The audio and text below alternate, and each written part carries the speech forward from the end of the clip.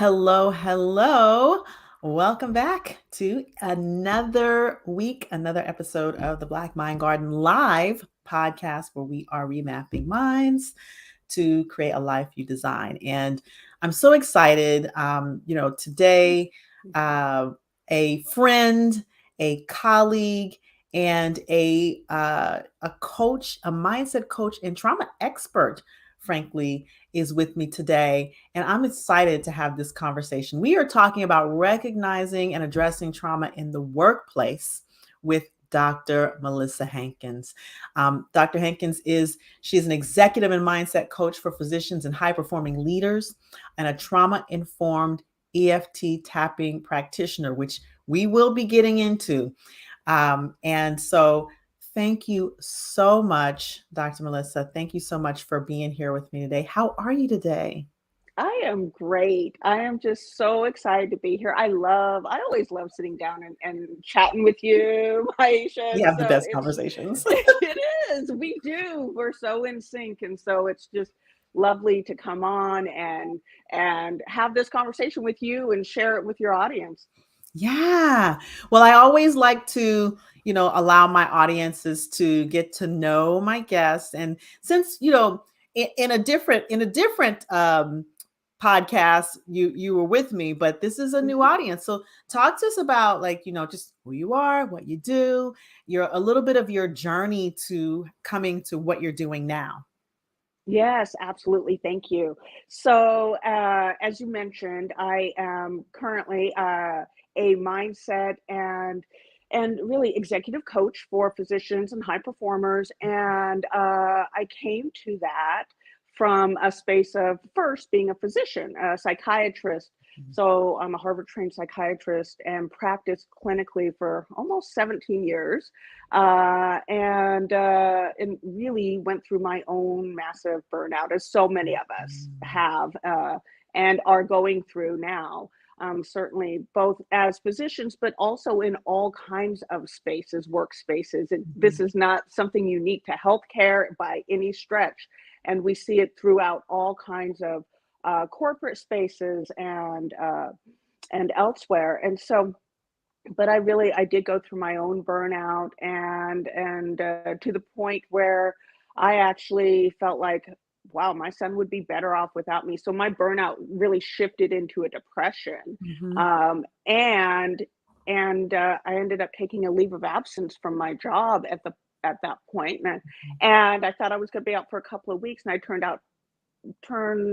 it was 10 months that I was at before I eventually resigned. But during that time, I really poured into myself for the first time ever Mhm. and did a lot of internal healing and just growing and just being, connecting with who the truth of who I am. Mhm. And also during that time, well, I guess a little bit before that time, I had known I didn't want to stay in clinical medicine forever, and I had become certified as an executive coach, and I wasn't sure what to do with that at that Mhm. point.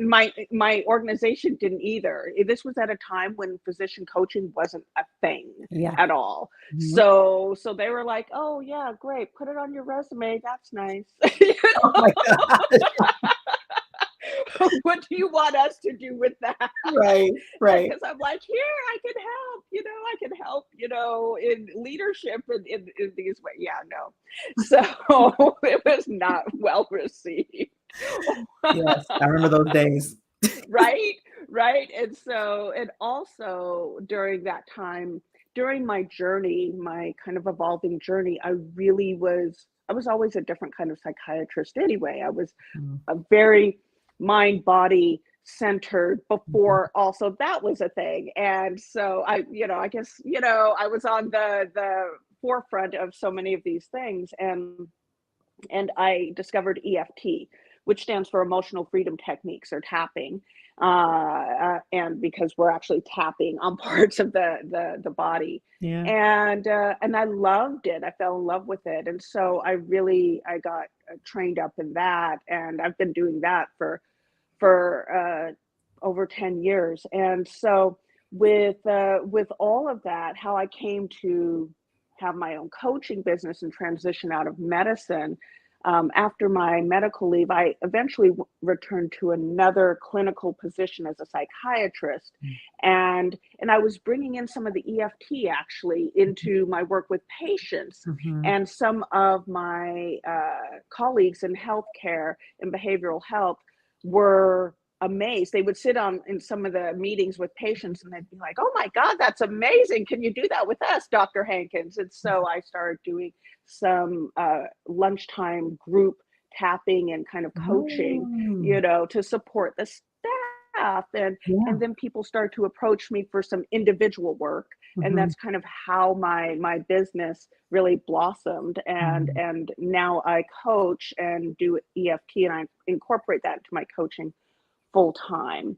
Mm-hmm. And I really I love it. So I do that. I do some speaking around the areas of trauma, actually in coaching, and I'm also faculty for a coach training organization.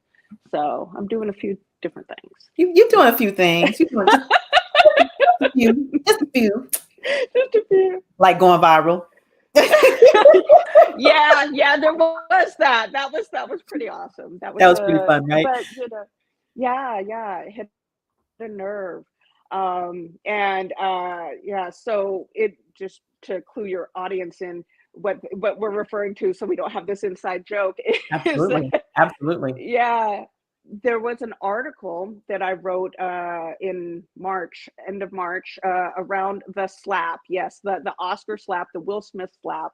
Um, Last year, and it was really looking at the slap through a trauma lens, and Mm-hmm. and and looking at it as being a trauma response. And it wasn't just about the slap, although that was the vehicle, the primary vehicle to Correct. start this discussion in the article. but Yeah. but what really it was being able to talk about how trauma can show up in all of us, and trauma responses that we all can have, and it doesn't have to be as egregious or violent or obvious as some sort of violent act, Yeah. like turn up in days, workaholism, perfectionism, these types of things that we're more likely to see in the workplace. Yeah, yeah, and so I would love it if you would include that when we. Um, I don't know if you included that in the information you sent me with the show for the show notes, but I would Oh, love for people to be able to read that article because it was amazing. yeah. I remember when it came across my feed, and I just like spot on about trauma and in the workplace. So yeah, definitely make sure I get the link to that so that I can include that in the show Yes. notes for people to go and check out. Um, so as we're talking about uh, trauma and how it shows up, I think it's useful to have this conversation. You kind of led into it. Like, I think a lot of people think that when we talk about trauma, it's the big stuff. It's the, physical assault, or it's a war, or it's, something huge that happened. And that is one aspect. But the part of trauma that we don't always look at is the small, repetitive, ongoing trauma. And so Yes. I'd love to distinguish that, have you distinguish that with us. Yes, absolutely. And you're absolutely right. People hear the word trauma and there's this automatic association, almost visceral reaction. And like, Mhm, no, no, that's not me. I haven't been in a war. I haven't been in a major car accident. I haven't been abused, and mhm. those are people's associations with trauma. And automatic of a doubt. And we call those big T traumas. Now, there are little t traumas, and there are also these kind of, significant emotional events that we can have Yes. over time that build up. And oftentimes these happen in our childhood, and they create the blueprint for how we then show up in our adult lives. Mhm. And so some of these things, some of the ways that they might take root traumas or these negative significant emotional experiences that we have can be things like being constantly criticized, as children by well-meaning parents. Oftentimes, our parents are well-meaning and they want the best for us, but yet they're like, okay, well, no, you've got to do it this way. Maybe they have their own anxiety or perfectionism that they're trying to deal with, and so it kind of spills over onto the child, and so that can show up as adults of not wanting to take risks, or not wanting or having to be perfect yourself, or having this kind of anxiety around uh, even speaking up, or trying something new, stepping out of your comfort zone. Uh, Mhm. Things can also happen where we're being told as children, well, no, that's not allowed. You're not allowed to do that. You have to be on your best behavior. We're Mhm. going over to grandma's house or whatever, and you better, do everything your elders tell you to do, all of these kinds of things, right? Or don't Mhm. back to me. So that gets internalized as children of, okay, as adults, we might become people pleasing, or having difficulty setting our own boundaries, or even Mhm. speaking up in a meeting, feeling we're going to be ridiculed. And this doesn't all happen from our parents or caregivers. It can happen in school settings as kids, and being made fun of or laughed at if we make a mistake in a classroom, and if a teacher calls on us. So types of things help or form for us as children. It impacts our sense of safety, that we Yeah. we don't feel safe, and that's the bottom line of trauma. We we're not feeling safe. We feel somehow Mhm. threatened in oftentimes a life threatening kind of way. And I want to qualify that, because something that feels life threatening for an adult um, may not, or something that feels life threatening for a child may not feel life threatening for an adult, Mhm. because adults, we have more resources. We Right. know we can do things. We can get out of a situation. We Yep. can speak up. But children, they don't have that ability. Mhm. And so what they rely on their caregivers, they rely on people around them, the adults, to create that sense of safety and love and belonging. And if that feels in any way jeopardized or threatened, a child will morph themselves to whatever needs to be, however they need to show up to have the adults around them show them love, or a protection, or not yell, or seem happy or calm. And that can be how we then form our blueprint of, this is how I'm supposed to show up in all spaces as adults. And we don't even realize it, because it's a subconscious program, our default, right? And so that's a problem. Yeah, absolutely. I love how you broke that down. I mean, there were so many pearls in there. And like one of the things that came up is the fact that when you said something that feels threatening to a child would not feel the same way to an adult because of resources. But then in that child, when that gets sort of programmed in, this threat gets programmed into the brain, then it becomes an automatic response. And so that's where we get these automatic, sort of trauma responses, is because, when if a teacher calls on you, or if someone's made fun of you, or if like let's say even later on, like these things that are reinforced, like in our training, in the medical training, the type of repetitive criticism and repetitive trauma that we experience, um, can get programmed in. So we begin to have these automatic responses to things that feel, um, are perceived as threats to our like either physical or mental or emotional or even social harm, right? And so Yes. then we have the response that we have. And I think that oftentimes when people can't recognize what the trauma response looks like, then it gets coded from the recipient or the listener's end as something else, which also can be a big problem and is happening so often in the workplace today. It's interesting. I was just having just a Yes. conversation just before our podcast with a doc who is what the conversation was, if I don't work 5 days a week, then I must be lazy.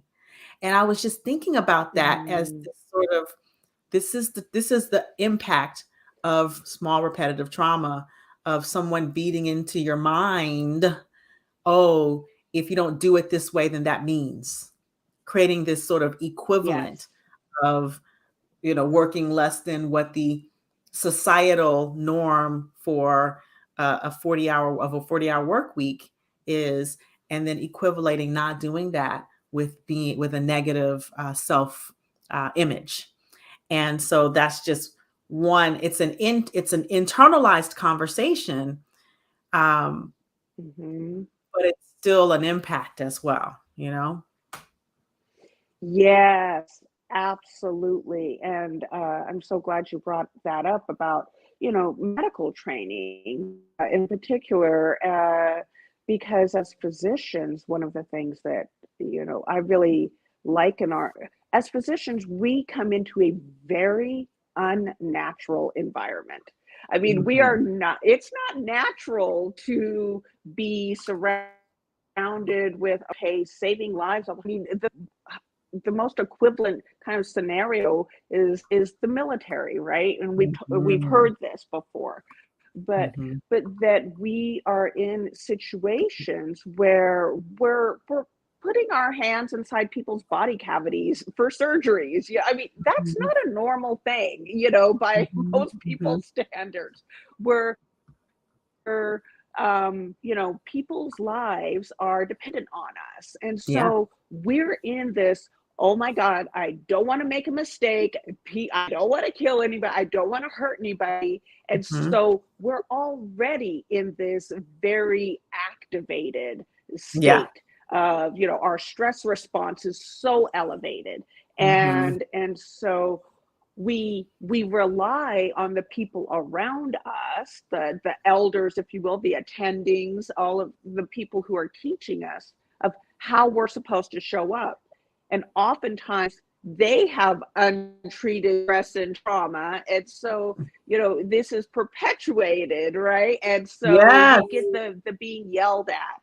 Mhm. We get the being, ridiculed, or pimping, being asked so many questions, and Mhm. because you have to get it right, or if you take a day off, because you are actually really sick. I mean, how many times we all have stories of either ourselves or colleagues we've seen who have been on floors.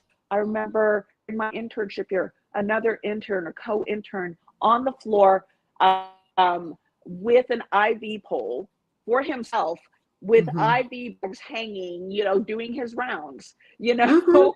and so Oh, yeah. because we're not allowed to to take any time for ourselves. There's the Yeah. conditioning, just as you said, of how we're supposed to show Yep. up. And Yep. if we don't, then it's a weakness. We're Yeah. lazy, Yeah. or there's something wrong with us. It's not wrong with the Yes. system, it's wrong with us. Right. And so imagine that this is being programmed, trained into our neurological systems, into our bodies, into every cell of our bodies. You talked about, I love that you said this, like this sort of constantly activated. And I know that happens in the healthcare system, but it's also happening across the board, as you know, right? It's happening. there's like this vicarious trauma that's happening from all of the violence that we're seeing uh, out in the world. There is, in certain industries, like in law, attorneys, like the I guess that's the law industry.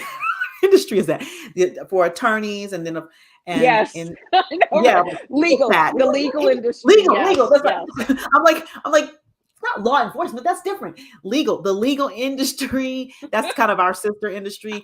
You know, the DEI consultants inside of organizations that are getting bombarded with. There's just so many different types of um, small repetitive traumas that put us in this constantly activated state, right? And then this is what our body is being programmed to do, to be in this constant hypervigilant state. And then what can we do Right, but take that? It sort of bleeds into personal life, it bleeds into parenting, it bleeds into like everything, because we've programmed it, and now it's like we can't turn it on. We haven't, if we're not yes, conscious of it, we can't switch the button, the off button. We haven't, if we don't have the tools and resources, which is what I love about what you do. right. Yeah. So I would love to Yes. And um and and I yes. go ahead.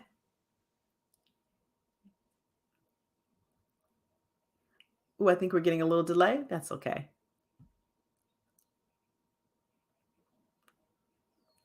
Uh-oh, you still here?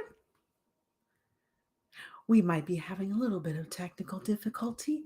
As soon as Dr. Hankins comes back, we will be returning to our normally scheduled programming. So, as I'm going to give it just a second here.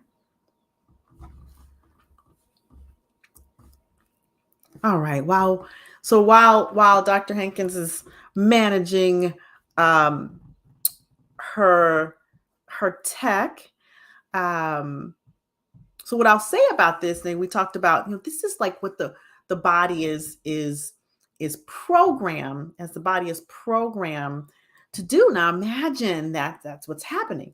And so now imagine you have two people, and I know Dr. Hankins is kind of slipped off for a second, but I know she's coming back in a moment. But you have two people who have this sort of unrecognized trauma, and they're both operating inside of this automatic trauma response, right? But neither one recognizes that as such in the other. And so, when you don't recognize, when you're unable to recognize your own trauma responses, you're certainly not able to recognize it in others. And then you have hurting people hurting people. Welcome back, Dr. Hankins. Yes, I'm hoping this will work. I don't know. I was doing so sorry. Hopefully It's I all won't good. get dropped off again, but So I was leading into, before we had a little bit of technical difficulties. It's all good. Is this idea of really recognizing trauma response. So I'd love for you to talk a little bit about when people are interacting with each other, how can they begin to recognize trauma response in themselves, um, and how do they begin to question, you know, if they're interacting with others? I don't know how you feel about this, and I'd love for you to address it. But I feel like before we can recognize the trauma response in others, we need to be able to recognize it in ourselves. So I'd love for you to just, share on that.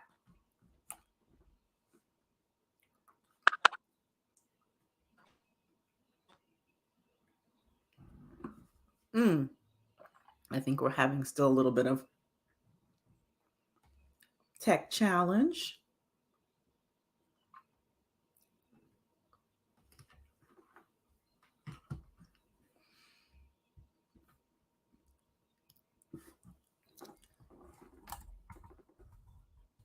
Just a moment here.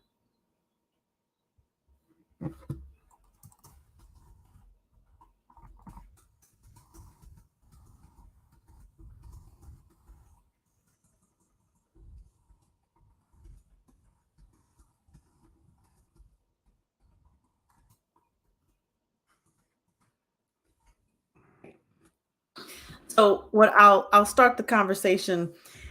You know, um, I do think that as we are, um, if we are going to recognize what trauma response looks like in others, we have to start to recognize in ourselves. I think this is oftentimes where um, emotional intelligence, what some people call emotional intelligence, I like to call emotional awareness and fluency, come into play.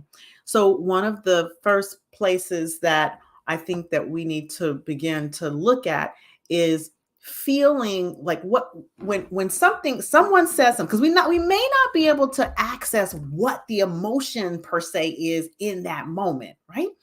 So if we are if let's say someone says something or does something, hey, how are we doing? We back, we good?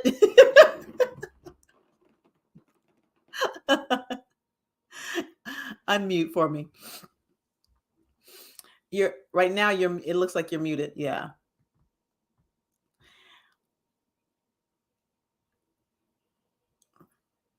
Are you able to unmute? Uh-oh. There you go. I can see you moving, but I can't hear you.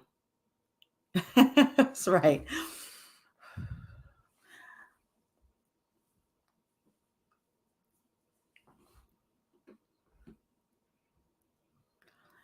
I wonder if you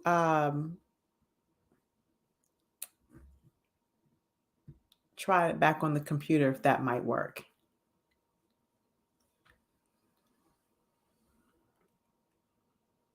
Let's see.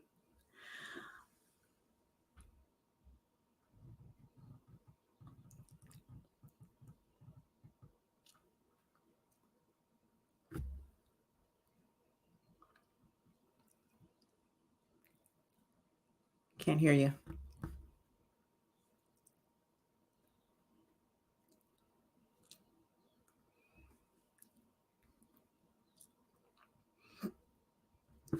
So as we're again as we're moving through these challenges, um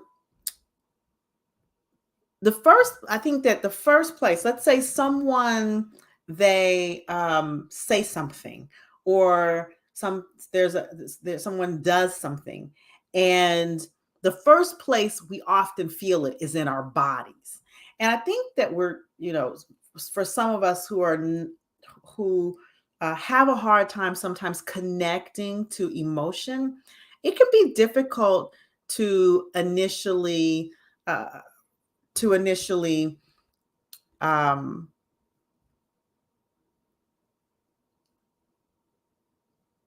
it can be difficult to initially identify what that emotion is. I'm getting a message here.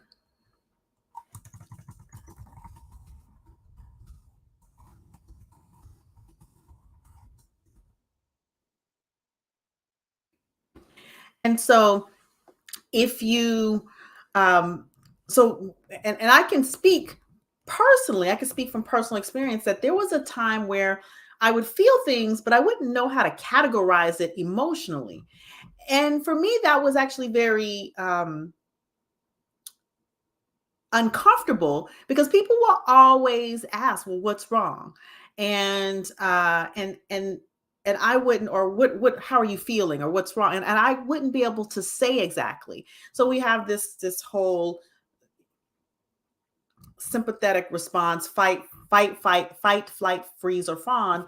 And I would be a person that, because I would always felt the pressure to respond, i.e., our training that we talked about, that I would freeze. And so for a long time, I didn't identify emotions. I couldn't identify emotions. It was very challenging. And, um, and so like that was a problem for me. Now, at some point, I realized that um, it was okay for there to be the space between the emotion that showed up and me being able to identify it. And so, let me see. There we go. And so that it was very helpful for me to learn that. But beginning to recognize that sort of like activated response or that trauma response in myself first came with recognizing a feeling in my body. And then at that point, identifying, oh, okay, there's a feeling. It's okay if I can't label that feeling with an emotion, um, but I know it's a feeling, and maybe there's something that's off. Welcome back, Dr. Hankins. How Oh, we? I'm so sorry. Between, It's yes, no I'm having my problem. own trauma response and trying to I deal with get my own it. I trauma. totally get it.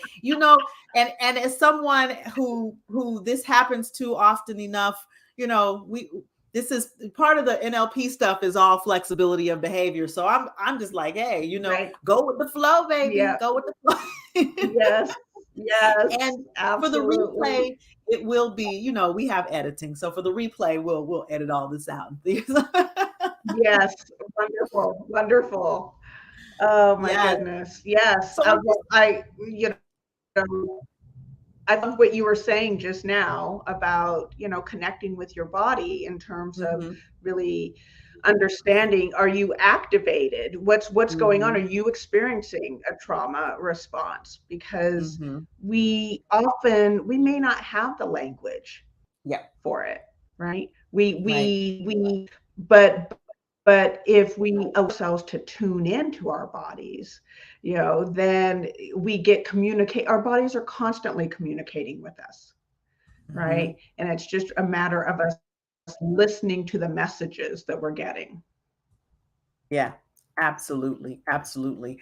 And giving ourselves some, I think, grace, excuse me, some grace with labeling. I think as we practice being in our bodies and as we, for me, I still to this day will pull out a feelings chart. Right now, I've Yes. expanded my lexicon of feelings a lot more since I first used the feelings chart. But I think that there's Yes. such shame built into not knowing exactly what to say or not knowing exactly what it is. And like the what I gotta pull out a feelings chart, which is why I don't exactly like the word emotional intelligence. I like emotional awareness and fluency because it implies that people have different levels of Mm, fluency. But um, when I often say like eventually if you're feeling a thing and you can look at this is what we do with kids, what are you feeling? Because if you have yes. been emotionally oppressed and suppressed for a period of time in your life, you get disconnected from what those are. Or if you had people in your life who did not model that emotional influence, that emotional fluency, then you wouldn't have picked it up. So if all your whole mother or father or caretaker's lexicon was mad, sad, happy, guilty, hurt, you got that's five things. Fear, afraid, Yeah. you got five things. That's all you got. But there's like the whole spectrum. So just like really beginning to practice this, when you feel activated, okay, yes, I feel activated, right? What am I feeling? Well, pull out the feelings chart. Then you can start to go into Mhm. the what is it about. Now that could be a whole other conversation, but that's sort of like that when you're recognizing something's happening, like just the recognition of it sometimes is the biggest part. Like, ooh, okay, something's going on right now. Maybe it's I need to step away. Right.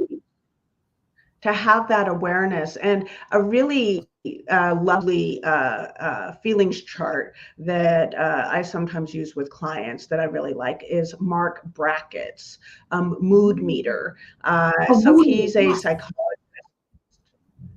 psychologist out of Yale, Mm-hmm. and so he has so Dr. Mark Brackett has done a lot of work in this, and it's actually in some schools throughout the country. There's a program, and I'm blanking on the name of the program exactly, but they use this to help teachers and students kind of check in with where they are. And one of the Mm-hmm. things that I really love about this a mood meter, and by the way, there is a I know it's on Apple, but I don't. Yeah. It's probably on Android as well. An app that it's a free app. There are some purchases that you can make around it, and Right. and I'm not an affiliate. I just really like this particular Yeah, I have mood it too. meter. I have the mood And meter. yeah, right, right. I was drawn to the beautiful bright colors of it. So Yes. there's, a red and a blue and a yellow and a green section. And it's really one of the things that I really like about it is that it has along its X and Y axes, a low to high pleasantness and then low to high intensity. So it Mm-hmm. helps you begin, and it has in each section it has several different words that are emotions, and it begins to help you learn. Oh, okay, angry. Well, maybe I'm not angry. Maybe I'm irritated, or maybe I'm annoyed. And it Mm-hmm. helps you to learn how intense, like anger is more intense emotion than say annoyed, and anger might feel more unpleasant than annoyed, or so Mm-hmm. beginning to have different ways of developing for yourself, I think is really important. So having these different tools around it. Yes. Yes. Absolutely.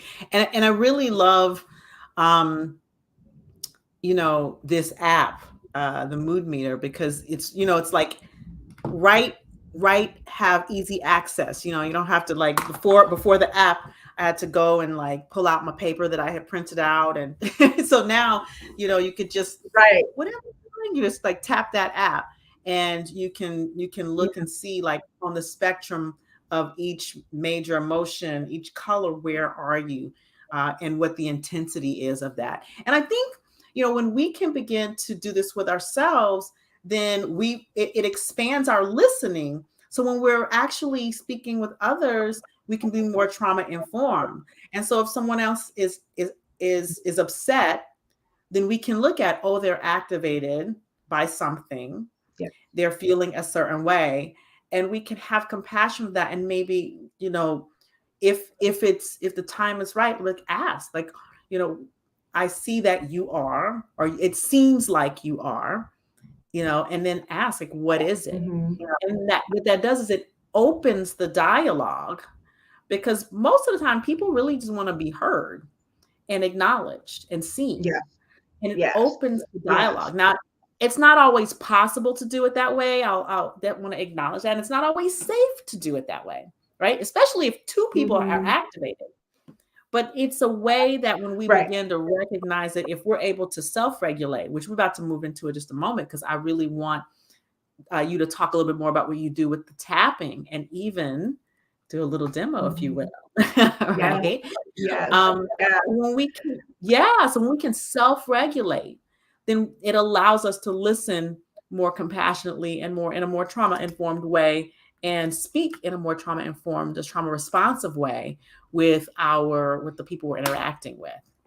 So talk to Right. us about Right. how you do this, how you help clients to move through those activated moments. Right. So, as you said, it really is learning to become more aware. And I think we are so much in a society where where we're afraid to be in our bodies, to be present in our Mm-hmm. bodies because of so much cumulative trauma and collective trauma and individual Mm-hmm. trauma that we may have experienced. And so when I have clients who maybe are activated in the moment, they come in and they're really heated or upset about something, before we can actually do the work of coaching, we have to actually I have to get them present, because when they're so heated, they're either in the past or in the future. They're not present in the room with me, right? And so it's about how to get them grounded in their bodies. And so while there are ways around breathing and getting centered that way, which is really connecting with your breath and feeling that's really important. One of the ways that I work with people, of course, is the tapping, so emotional freedom techniques. And when people are in that state, they're so actually connected with their emotions, even if they can't label it. They're Right. already connected. So Yeah. we utilize that. But in order for them to think things through, we have to help regulate the nervous system. And so one of the things that I Mm-hmm. do is a kind of orienting tapping. And we can do that right now. We can take a few minutes to just do that. Yeah. Let's do that. And it's something that you can do really anytime, even at work. If you want to go in, if you don't want to do it in front of people because you are tapping on parts of your body, and people, Mm-hmm. I mean, I do it everywhere, but I'm used to it. I've been doing it for 10 years. Some people might be like, yeah, I don't want to do that in front of people. Right. So you can go in the bathroom, or you can go in your office, or you can just choose one point and just use it. But what we're going to do now is we're going to tap through the 9 basic tapping points, and that's the side of the hand, and you could do the left or the right, the top of the head, the eyebrow, left or right, the side of the eye, this bone on the side of your eye, left or right, under your eye, the bone under your eye, under your nose, your chin, that crease in your chin, not the bottom of your chin, your collarbone, and under your arm, about 4 inches. So, so if I just, and you don't have to say anything. I'm going to just kind of through a couple of minutes of tapping. So just tap on the side of your hand and just kind of notice what that feels like. Just kind of, you can keep your eyes open or closed in this moment, and just kind of notice the tapping there. You don't have to tap hard. And then we're going to go to the top of the head. And we're going to just tap on the top of your head. And kind of, now you can open your eyes if they were closed and just kind of look around the room. Notice. Do you see any paintings on the wall? Are you in front of a window? What color are the walls?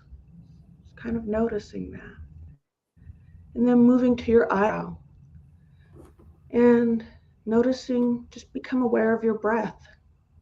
You don't have to change how you're breathing. Just notice going in and out of your lungs and feel your chest rising. And then move to the side of your eye and notice if you're sitting down, are your feet connecting with the floor? If you're standing, notice how you're standing. What kind of stance are you having? And just being aware of that in your body and where it is in relation to the floor. And then under your eye, and just becoming aware of your breath again. And maybe taking a breath in, maybe a little deeper than you did before. And notice it filling your lungs and slowly breathing out. Yeah, and then under your nose. And then notice if you're hearing anything. Are you hearing anything around you? Like me right now, I hear the little whirring of my computer motor, my laptop. I heard a plane go by outside. Just notice what you're noticing and hearing and move to the chin. Then notice your breath again. This time, maybe try and take a breath in and pull it down into your belly. Just feel your lungs and your belly expand. And just take a couple of breaths there. And go to the collarbone.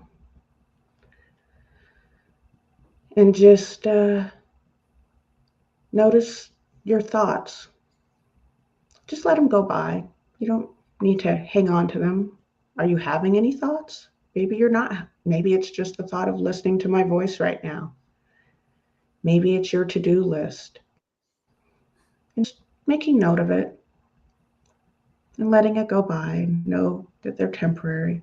And then under your arm, and just once again coming back to your breath and noticing your breath.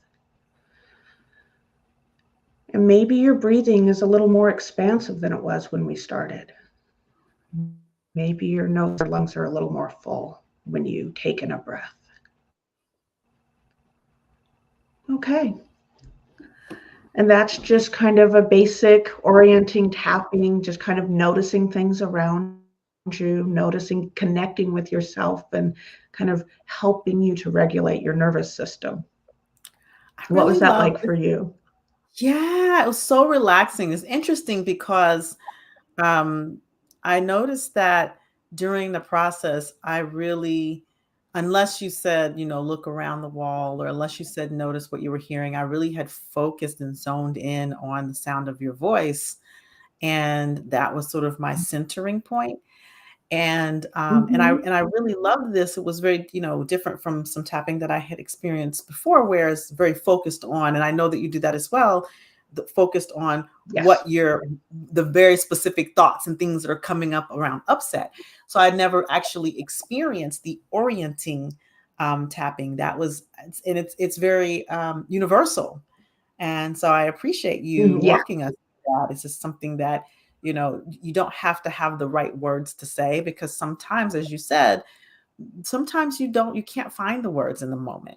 And when you can't find the words in the moment, it's good to Mm-hmm. kind of know that, okay, I can just notice, the things, right? I can just Mm-hmm. notice the things and tap, right? I can just Yeah. notice, and the breathing, and what am I seeing? What am I feeling? Mm-hmm. Like, I can just notice, right? Mm-hmm. And I really just love Yeah. that that's so universal, and I appreciate you sharing that with the audience today. Yeah. Yes, yes. Because as you mentioned, when I do my one-on-one work with clients, and even sometimes in group tapping settings, um, we will focus on a specific issue Mhm. and unpack that and tap around that. And Mhm. yes, that kind of deep transformative tapping. But tapping can be used in this kind of more grounding, um, connecting with your body, calming, regulating the nervous system way, which can be really helpful. Mhm. Man, I just it's so interesting. Just saw a use for this in the work that I do with one-on-one clients. Like the timeline Mm, therapy work and the hypnosis work that I do. I can imagine, if I get into the space where there is a heightened emotion, that I can help them to release by helping them tap through that while they're actually in the process. Very, very useful layering of technique. And I think that's the beauty of, like, what we do, is that, yeah. there's this, I think, in certain communities, certainly not between, in my circle of friends, there's this, oh, one thing, it's one way or the other way, but there's this usefulness of layering tools, layering skills, layering things, because what matters is, like, really being able to help your client deepen that healing, deepen that skill set, and move them through whatever challenging Mm, process that there is. So I just love for me, it's a learning in terms of, oh, like there's a new tool, a little layering tool that if I come upon a challenging moment, Yeah. that it's like, you know what, let's try this. So I appreciate that. Yes. Well, thank you. Yeah. Thank you for allowing me to share it with the audience, because Yeah, the more absolutely. tools that we have, and the more tools we have in our toolbox, the Mhm. more resourced we are. And one of the hallmarks of trauma, circling back to that, is that we're not resourced. We're isolated. We feel we lack resources, and so the Yeah. more tools we have and the resources we have, the more that we can actually manage our own emotional state, Mhm. and manage our own traumas. And Mhm. certainly, if you're dealing with a significant trauma, work with trauma informed and practitioner, whatever modality it is, whether it's EFT, whether it's therapy, whether it's somatic releasing techniques, whatever it may Mhm. be, because we Mhm. hold trauma in the body and in our Yeah. emotional state. And so Yeah. so it's important to incorporate some sort of modality that addresses that. Yeah, I appreciate that, man. So this has been a wonderful conversation. I know we've had a couple of challenges, and this is life be lifing, as I say, and technology be teching, Yeah, and so yeah, and so, but I think this was just absolutely. beautiful conversation, valuable conversation, and just wonderful that you were able to share these tools with my audience, and I'm looking forward to how they will respond. And I always ask for feedback from the listeners, like, okay, share with us how you have utilized this. How has it been for you? So thank you. And here's the thing. Yeah. I want people to know how they can get in touch with you if, number one, they want to work directly with you, like in coaching. Two, they want to invite you to speak, you know, or for my Yes. fellow Yes, podcasters. without the glitches, right? Right, right, right. Well, we do have So all of this that we will put in the podcast notes. So let me just say that in advance. So for the people who are listening, we we yes, we are claiming glitch free, and we will have all this information in the show notes. yes, yes. So definitely, you can find me on LinkedIn and Instagram at Melissa Hankins MD. And absolutely reach out to me, message me there. You can email me at hello@melissahankinscoaching.com. I'm actually, I've just been so slow about getting the site up, but that's actually on my agenda, my website, Mhm. because I've got some actually very big speaking engagements coming up Mm. in a few months, and I just really want to in the coaching sphere, in the coaching world, speaking around Mhm. trauma. So there's that. So please feel free to DM me. I offer a free consultation to people. So if you want to reach out and DM me, message me on either LinkedIn is probably the best, but Instagram as well. That would be great. I'm happy to talk with you and see if working together would be a good fit. And yeah, it's just I appreciate being here and speaking with your audience. And we will put this in the show notes. I do want to just also a shout out to my fellow physicians, and I wanted to just show there's a book that Oh, I'm a that's right. co-author in, and it's a compilation of stories from female physicians thriving after burnout, and strategies that they actually use to get on the other side of it. And so some are Awesome. remaining in clinical medicine, some are outside of and switched over into something else like I have. But Mhm. it's over 51 physicians physicians who've shared their stories. And I'm really happy to be a part of that. So. Very, very cool. Yes, I've seen the book. Congratulations. And if I understand, you Yes, all are yes, bestsellers now. Is that correct? yes, yes, Yes. yes, Yes. best-selling authors, and it's just it really is really wanting to help others to know, and it's not just for physicians. I think Yeah. anybody who's going through burnout, especially in a kind of high performing field, they will see themselves in some of these stories, and in these stories are also some tools for how to manage it. So I think it's a really important book, not just for the medical field, but for those outside of it. Awesome. Awesome. Awesome. Awesome. So you heard her. We will be putting the link to the book in the show notes, as well as the link to your article as well. We have all of Yes. the ways to connect with Dr. Hankins. Check her out on LinkedIn, check her out on Instagram, and we will have the link to schedule the free consultation call should you choose to do so. So thank you again for sharing the space with me, having this wonderful conversation. I do appreciate you. Oh, I appreciate you too. Always, my friend. So I want you all, as you go about your week, to practice this new tool of tapping.